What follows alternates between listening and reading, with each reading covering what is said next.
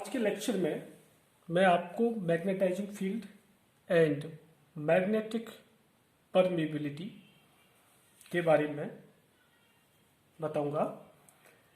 Magnetising field यानी चुंबकन क्षेत्र और मैग्नेटिक परमेबिलिटी मीन्स चुंबकीय पारगम्यता।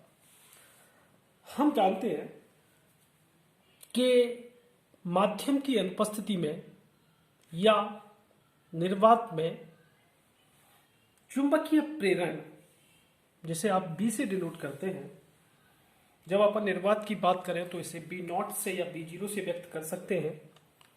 यह केवल मुक्त धाराओं पर निर्भर करता है।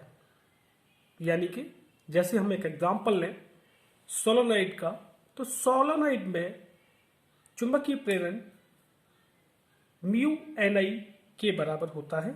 यह हम पिछले लेक्चर्स में फाइंड आउट कर चुके हैं।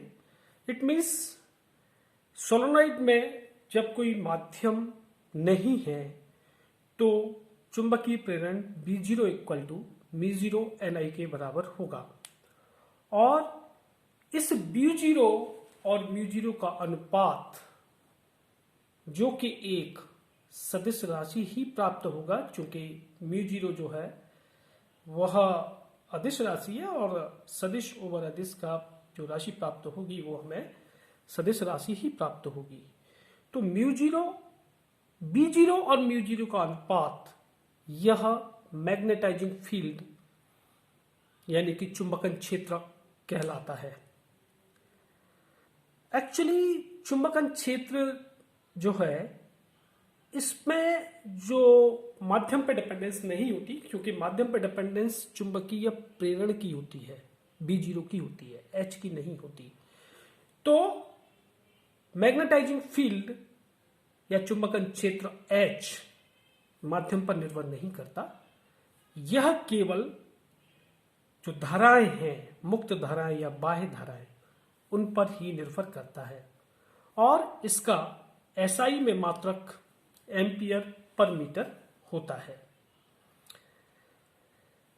यदि हम मैग्नेटिक इंडक्शन यानी चुंबकीय प्रेरण और चुंबकन क्षेत्र, इन दोनों का अनुपात लें, यानी कि बी ओवर एच, यह मान म्यू से डिनोट किया जाता है। और इस म्यू को चुंबकीय पारगम्यता या मैग्नेटिक परमेबिलिटी कहते हैं। यदि निर्वात है तो म्यू को म्यू जीरो से और बी को बी जीरो से डिनोट करेंगे। और इस स्थिति में म्यू जीरो का मान आप जैसा पहले से जानते हैं 4 pi into 10 to the power -7 होता है। और जो म्यू है मैग्नेटिक इंडक्शन, उसका म्यू मैग्नेटिक परमेबिलिटी, इसका मात्रक वेबर पर एम्पियर मीटर या हेनरी पर मीटर होता है।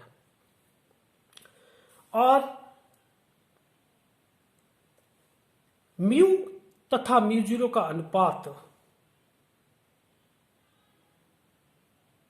रिलेटिव परमेबिलिटी या आपेक्षिक पारगम्यता या चुंबकीयशीलता कहलाता है। यानी कि mu are equal to mu over mu zero.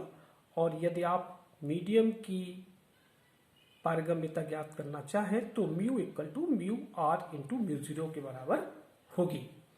ये जो म्यू है रिलेटिव परमेबिलिटी म्यू आर, इसका मान हमेशा धनात्मक होता है। प्रतिचुंबकीय पदार्थ डायमैग्नेटिक मटेरियल्स के लिए इसका मान 0 से 1 के बीच होता है। अनुचुंबकीय पदार्थ यानी कि पैरामैग्नेटिक मटेरियल्स के लिए इसका मान 1 से अधिक होता है। और फेरोमैग्नेटिक मटेरियल के लिए इसका मान 1 से बहुत अधिक होता है। तो ये होता है आपका मैग्नेटिक परमेबिलिटी। अब हम बात करते हैं कि हमने डिफरेंट जो मैग्नेटिक क्वांटिटीज पढ़ी हैं, जैसे बी, एच, एम मैग्नेटाइजेशन, काई, म्यू, इन सब रिलेशंस ज्ञात करते हैं, तो हम ये मान लें कि किसी परिनालिका में या सोलेनोइड में धारा प्रवाहित हो रही है, तो परिनालिका के अंदर निर्वात में उत्पन्न चुंबकीय क्षेत्र होगा, उसका मान प्रवाहित धारा के अनुक्रमानुपाती होगा। जैसा अभी हमने बताया था कि P is directly proportional to I, और सोलेनोइड के लिए इसको हमने P equal to mu n I use किया था। यदि हम सोलेनोइड के बीच में अंदर एक कोई मैग्नेटिक मटेरियल रख दें, तो एक तो परिनालिका में प्रवाहित धारा के कारण उत्पन्न चुंबकीय क्षेत्र और एक मैग्नेटिक मटेरियल्स का जो मैग्नेटिक मोमेंट है उनके बीच में इंटरेक्शन होगा। इसकी वजह से जो पदार्थ है उसके अणुओं या परमाणुओं के चुंबकीय आघूर्णों का संरेखन होगा और वह पदार्थ चुंबकीय हो जाएगा, और इस पदार्थ के चुंबकीय हो जाने के कारण इसमें बद्ध धाराएं उत्पन्न होंगी। तो यदि हम सोलेनोइड की क्लॉड पर कुल चुंबकीय क्षेत्र निकालना चाहें, तो एक तो जो परिनालिका में करंट फ्लो हो रहा है उसकी वजह से उत्पन्न चुंबकीय क्षेत्र या चुंबकीय प्रेरण, और दूसरा जो बद्ध धारा है जो हमने पदार्थ रखा था परिनालिका के अंदर उसकी वजह से उत्पन्न हुई है, उसके कारण उत्पन्न चुंबकीय प्रेरण उन दोनों के योग के बराबर होगा। यानी कि परिनालिका की क्लॉड पर उत्पन्न चुंबकीय प्रेरण B equal to B0 plus BM इसके बराबर होगा। और हम जानते हैं कि मैग्नेटाइजेशन के कारण उत्पन्न चुंबकीय क्षेत्र चुंबकन तीव्रता M के अनुक्रमानुपाती होता है, यानी कि Bm इक्वल टू μ0M। और हम यह भी जानते हैं कि B0 इक्वल टू μ0H के बराबर होता है, यह अभी हमने देखा था। और यदि हम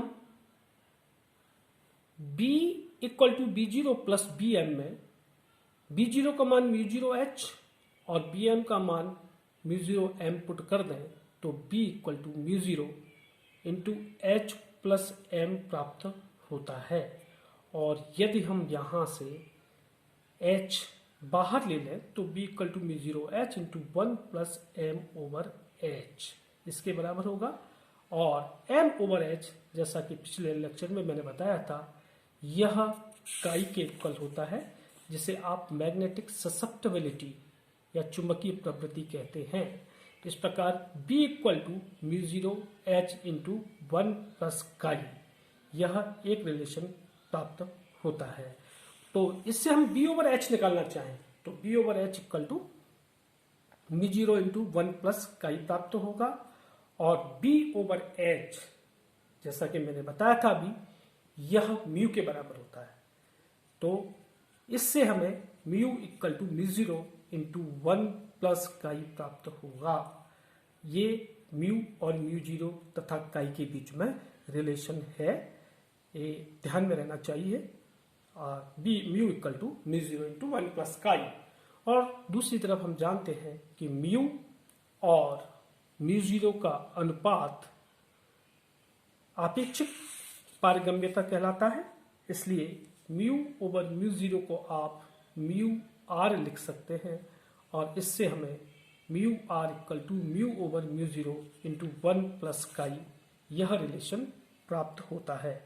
इस प्रकार हम यहाँ जो महत्वपूर्ण रिलेशन प्राप्त करते हैं वह एक यह है B H और M के बीच relation, B equal to μ0 into H plus M।